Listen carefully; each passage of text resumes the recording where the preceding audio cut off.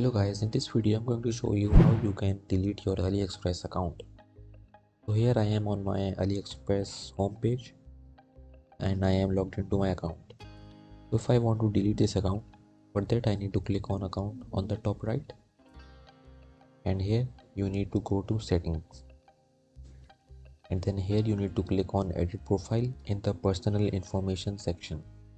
Click on it and here you will see deactivate account button. So please make sure that you want to delete this account because this process is not reversible. If you have deleted your account once, you can't re-access it and you won't be able to use that email again.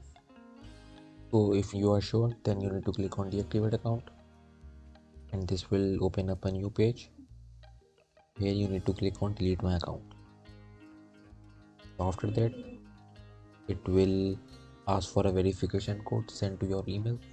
You need to click on get code and then they will send you an email. And here you can see that I have received an email. My code is 973176.